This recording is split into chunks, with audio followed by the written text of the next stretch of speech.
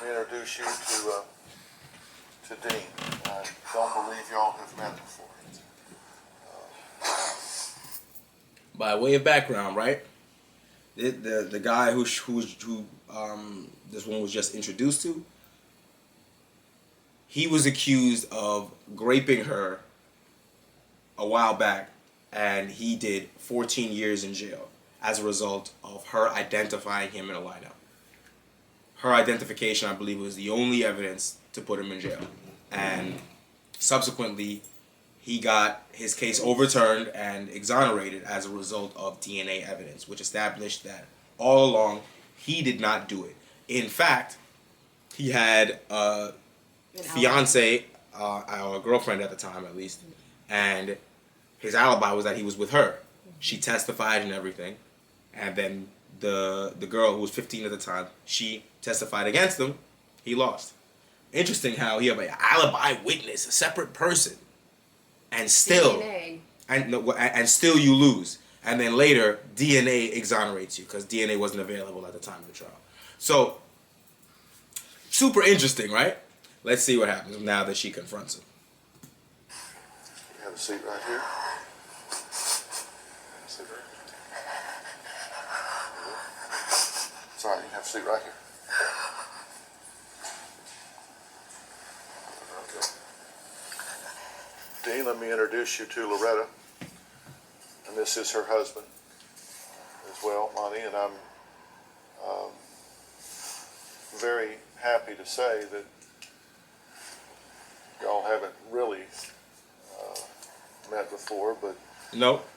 but here you are. Just So, when you ruin my life, that's all. Loretta, tell me what you're thinking and feeling right now. I'm not gonna lie to you, I couldn't do this.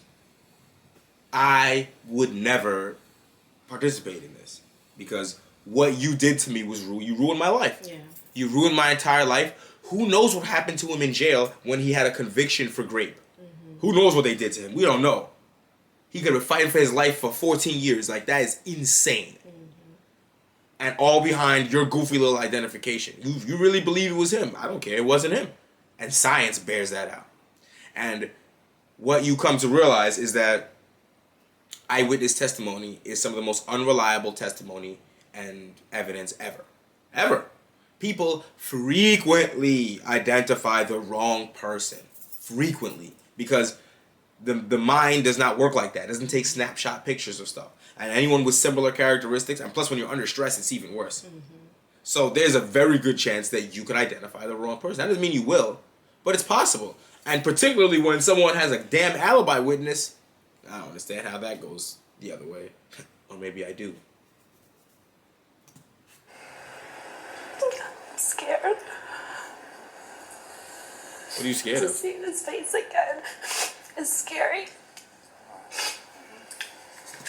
I need you to really understand just like the absolute world-switching fuckery that's happening right now.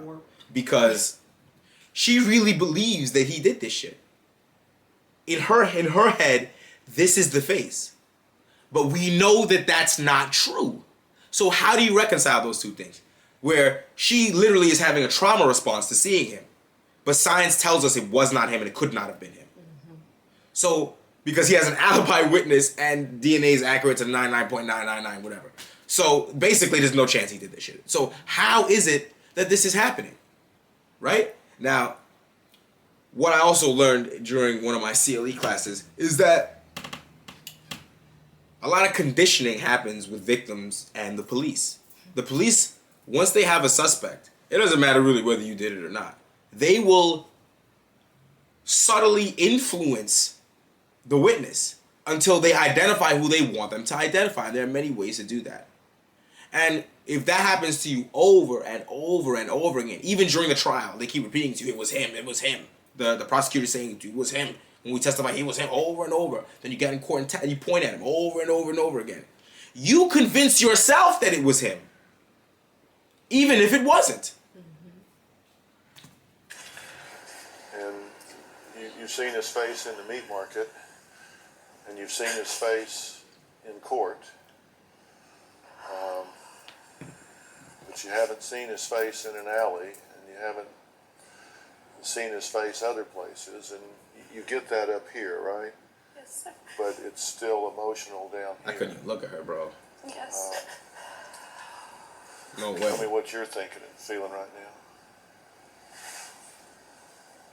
I just hate that you had to go through something like this. I hate that I had to go through something like this because of this situation. And I hope and pray that we both can get closure in this. I would have no closure, but never. I hold grudges, What do you think so about I'll it? hold this for the rest of my life. Even if I know you made a mistake, whatever, right? I might not, unless, listen, there was one false testimony, false identification where the women were like openly racist. Even later on in life, they're like, he still did it, even though the DNA said he didn't do it. Then I don't know, man. You might have to crash out. But you're not gonna do nothing. You made a mistake, right? But that being said, just like how you can't look at him, I can't look at you. There's no way I could be in the same room with you. I'm start getting upset. Like, I gotta leave. You're like, fuck that. Because you done ruined my life. And I can't punish you for it. So I gotta get out of here. Did you lost? Right, because she feels bad. But it's like, what can you do? Because that won't take away the decade and a half I spent in jail. Jail is a rough place for someone accused of sexual misconduct. It is.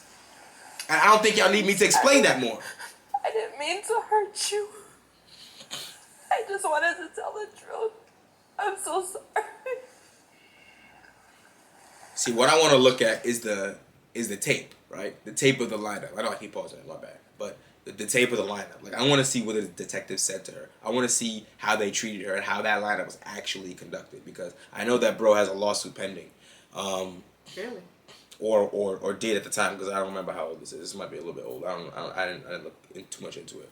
But just a lawsuit regarding, whether his rights were violated against the state, as to whether his rights were violated, because obviously if they used any improper techniques in coercing her to identify him, which is why she still believes it was him, that's a problem. You're doing good, Loretta. Stay with us here.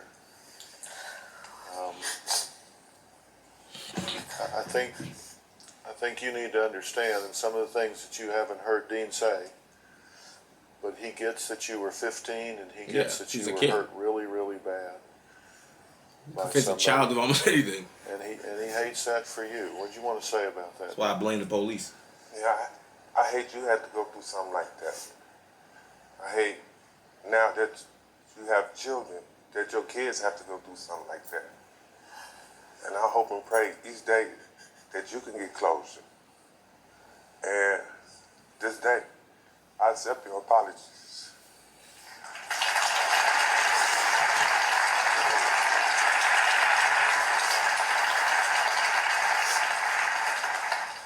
What's the hardest thing about this right now, Loretta?